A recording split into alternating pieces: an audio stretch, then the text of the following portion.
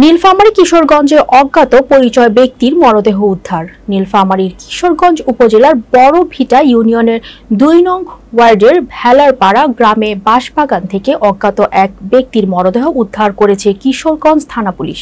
Rangpur bureau সংবাদদাতা মোহাম্মদ ইউসুফ খানের পাঠানো তথ্যচিত্রে ডেস্ক রিপোর্ট। স্থানীয় সূত্রে জানা যায়, সকাল ১০টার দিকে ঘাস কাটতে গিয়ে এক ব্যক্তি বাঁশবাগানের ভেতরে মরদেহটি দেখতে পান। তার ডাক চিৎকারে এলাকাবাসী ছুটে আসে।